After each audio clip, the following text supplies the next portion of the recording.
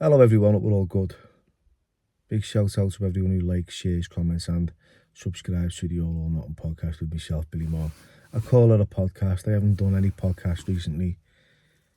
I'm moving location, so in between, like waiting for a room to be set up. So these vlogs are just being uploaded left, right and centre. So I feel like a bit of a fraud when I say welcome to the All or Nothing podcast. It should be called a vlogcast. You know, I don't get it. I just upload a video. People call themselves content creators, vloggers, bloggers. You know, I'm old school. It's just a video. I do it, I upload it, and I hope that you get something from it, or that you enjoy it, and it's entertaining. You know, we're here for a good time, not a long time. There's too much hate going on. I see it all the time on YouTube, people calling each other out. I don't really, look, everyone's got an opinion. We all know opinions are like assholes, we've all got one, right? But opinions hurt. Some people can't form their own opinion, and they feel they've got that misguided loyalty to so-called friends or acquaintances or accomplices or associates. You know, he said this, so I'm going to say that, and that's just how it is. There's too many people just getting involved in other people's business, talking about other people's affairs. Some of it may be true, some is definitely made up for views. I don't agree on sweetgrassing, telling fibs, inventing stories. You know, it's about your integrity. Now, I never knew what integrity was. I went to a rehab in Bristol, little place called Rington, Barleywood. Had lily ponds, a mock Tudor mansion. You know, it was incredible. I just come from a grey, drab cell that I'd been in for a few years.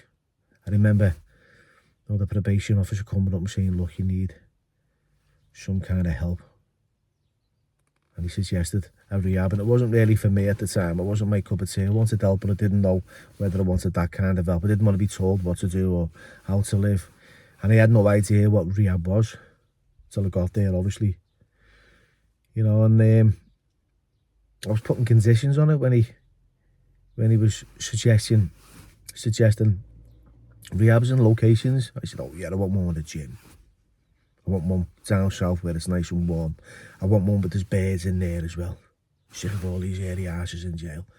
You know, I want to be around a little bit of fluff. You know, I had that street mentality. I had a skinhead, half a satellite, a couple of Mars bars. I was stocky because I was in the gym.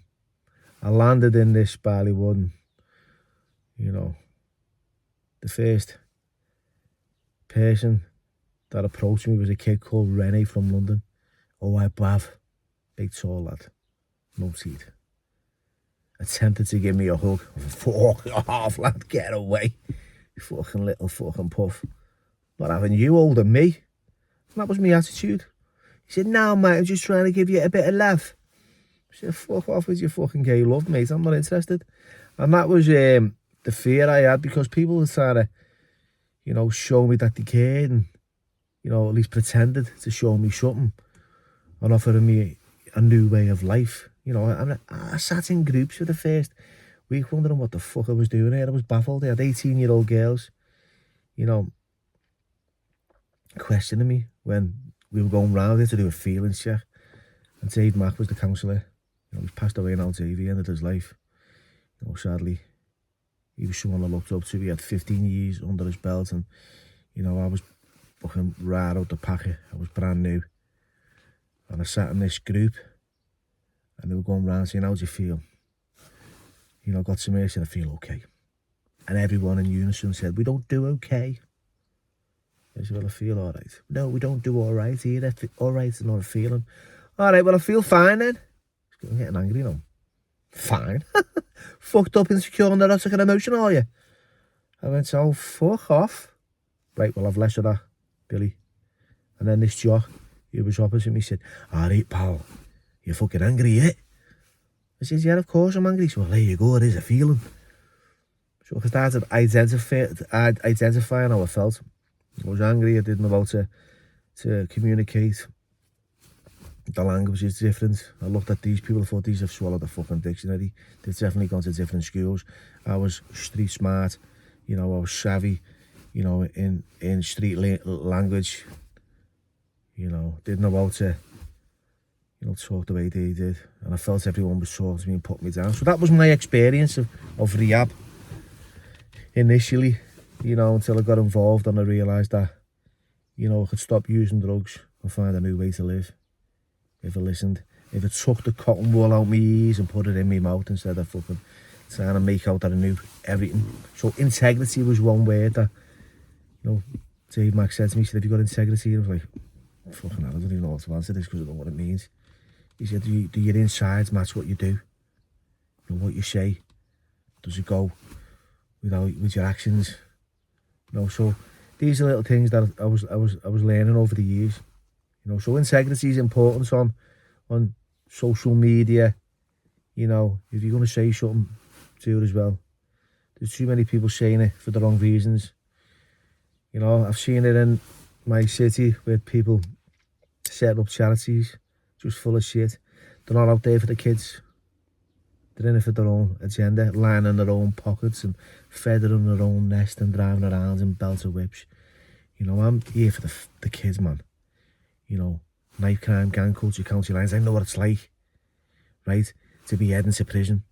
I know what it's like to have no guidance or support or a role model. I hope I've got that opportunity to be there and go, look, whoa, hang on a minute, mate. Jail is absolutely fucking shite. Sorry for the language. Some people say, your language is terrible. I'm just emphasising, passionately how I feel about trying to save young kids' lives and change their mindset. And I'm under no illusion that it's not going to work all the time. But if one person makes that positive decision to go, okay, I'm not going to go down that path, then that has a ripple effect. And that's what I do. So yeah, I don't even know where I began or what I was going on about. I just know I am here today because I'm not all there. Right? I'm comfortable in my own insanity. I'm round a bend. Struggle. And I'm struggle is centered in, my thinking. I don't like wake up with the desire to use and I struggle about, I'm going to pick up. What am I now? Yeah, it's this September coming, I'll be 7 years abstinence, and that means totally abstinence from all mood and mind altering chemicals. I haven't had a drink, I don't smoke cigarettes, I drink plenty of water, I try and eat the right food, I go to the gym regular. Life is good, but I've got that void like there's something missing all the time. And I try to fill it. And I like to talk, my favourite topic is me at the best of times. Sometimes I'm fed up of hearing my own voice. So yeah. Like I said at the beginning, I feel like a fraud when I say it's a podcast. It's more like me sharing a little bit of myself and hoping that, people can listen and identify, and it's quite relatable. And I'm not a miserable fucker. I'm not a boring bungle. I enjoy my life. I've never had so much fun in recovery, clean, than I have using. When I'm using, it's dark, it's desperate, it's lonely. I'm not in that world. I've got a family, my kids.